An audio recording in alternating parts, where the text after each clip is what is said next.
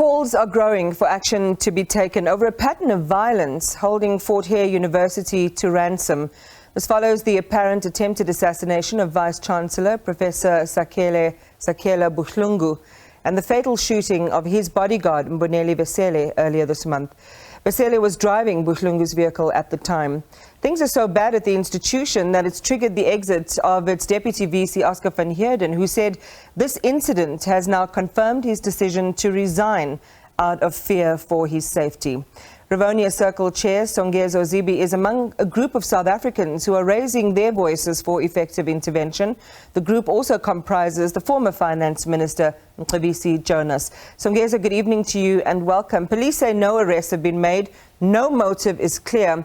But because the SIU has been authorized to investigate a series of issues like the awarding of cleaning tenders and honours degrees and the mismanagement of money, these seem like obvious clues as to what's driving this. What do you believe?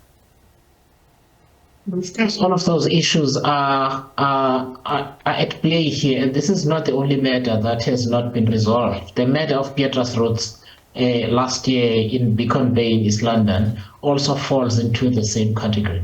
I think what's important for viewers to understand is that it's not just Fort Hare. The problem might be particularly acute at Fort Hare, but it's not just Fort Hare. Institutions of higher learning have unfortunately been infested by the same disease of corruption, cronyism, and political interference that we've seen elsewhere, arising out of their significant budgets that they have. And Professor van Heerden is absolutely correct to say that if you work at Fort Hare and you are a staff member or member of council who is part of the cleanup, then you are justified in not feeling safe. It's quite a chilling, broader perspective that you want us to hold on to, Songezo, by talking about this not being a problem that's limited to Fort Hare. But it is an important, I suppose, entryway into this conversation, given that we have some pretty violent acts in recent history, as in the beginning of this month. Just talk to us about how long Fort Hare has been in turmoil. In fact, before we get there, Iman, very quickly, Professor Kamwendo was gunned down in the University of Zululand. And two people were sentenced to long prison sentences. One of those people was a colleague of his, a lecturer at the university. They were sentenced, I believe, in around July 2020 to long prison terms. So it's not just Fort Hare, but Fort Hare has been plagued by mismanagement and these kind of problems for a very long time. And when Professor Buhlungu joined the university, one of the things it was hoped for was that he would be able to institute a cleanup. But we have to understand that the systems of patronage, whether it is political or financial, are entrenched in institutions. And therefore, when somebody in Professor Buhlungu's position tries to clean up, you are dealing with entrenched networks within that institution that have links within the management and other parts of the institution presently and previously. Because even when people move on to greener pastures or to something else, they remain connected to those networks. And the proclamation by the president of an SIU investigation would necessarily have the impact of that institution, investigative institution, trying to recover stolen assets and hold certain people accountable. And I believe Professor Buhlungu, when he says it is those people who are threatened who are trying to kill him and are killing his other colleagues. Again, it's just adding this other violent, dangerous, and almost institutional nature of the problems relating to institutions across the country, including Fort Hare. Professor Buhlungu reluctant to go back to the institution, and I think you've given us a hint as to why there as well now, citing concerns about his safety, seeking reassurances from the president about his safety.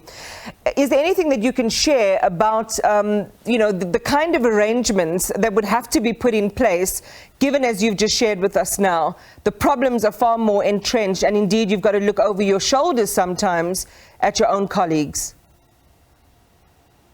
Iman, I'm an outsider at Fort Hare, not an insider. I'm not part of fixed structures, but I am from the Eastern Cape and have been following very closely for years the developments at Fort Hare. And almost all of us who participated in writing that statement are either just from the Eastern Cape or alumni of Fort Hare. So we've got a very deep-seated interest in the institution. I think the most important thing is speed, Iman, because if somebody gets murdered last year and there's still been no accountability, when there's an attempt like this again, you begin to suspect that even the law enforcement agencies are part of the problem. Because not being able to make progress at all with such an investigation is truly disappointing. So that is the first thing. We've got to move quickly. The second thing, I have to say personally, and I'm not speaking on behalf of the group that wrote that letter, I am disappointed in the Minister of Higher Education. I know from previous publicly available information that he has been made aware of the problems in that institution for a very long time. He, above all, should know that one of the fundamental problems is the composition of some of the institutions of governance, like councils and so on, in various institutions, including Fort Hare. And when we retain people who have been part of the development of a problem for a very long time, it makes it really difficult, because it means people who are sitting in some of these bodies cannot trust their own colleagues, because people come from different eras and people being investigated are connected to other people who might still be presently involved in the institution, whether those people are part of management, part of academic staff, and so on. And therefore, for any effective clean-out to occur, it is important that the institution is also able to identify those elements who may be problematic, play an obstructive role to a clean-up. And I think we need to support these kinds of institutions with the kind of pressure that encourages government and other stakeholders to be able to act with speed to enable the cleanup. All right, so let's go then to the heart and perhaps as far as you can to the detail of what would be needed for a turnaround, not only at Fort Hare, but at some of these other institutions of higher learning in the country that are facing tumult, violence and entrenched criminal networks. You have the proclamation around the SIU. Hopefully their work continues. They're able to identify people. You're talking about a cleanup in council. What would be the first step to really doing something credible and effective to show that these networks are being broken down and that people are being held accountable? I think, Iman, what may be helpful, so I am in the position where I am really close to various academics from Limpopo all the way to the Western Cape and other parts of the country. I think one of the things the government can do is to undertake a process where many academic staff, trade union staff, trade union members and so on can be afforded an opportunity to make protected disclosures to a body, so that the government gets to understand the systemic problems of corruption and how those corruption networks work in institutions of higher learning. The granting of research grants, the forcing of schools and other programs to accept politically connected people and then pass them. And also the involvement of people in councils who have no connection at all to anything resembling academic culture and what various institutions are trying to do, because those same people are there to ensure that the networks of patronage continue. And therefore, providing the academic staff an opportunity to make those protected disclosures on a significant scale and over a relatively short period of time would enable the kind of diagnosis that is needed to attack the problem systemically. Believing that it's just Fort Hare in isolation is naive, I believe.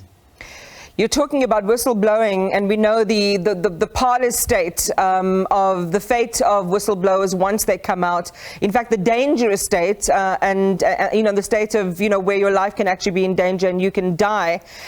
These would be, as you say, protected disclosures. A lot more would have to be done to sell this idea that you can come out and speak against institutional corruption and criminality. Songezo, we're going to watch developments in that project closely, but we cannot leave our interview without mentioning Mr. Vesele's family. And the support that the university would also need to provide to them caught up in this violence that happened, which thankfully the VC was able to escape with his life, but sadly Mr. Vesele wasn't.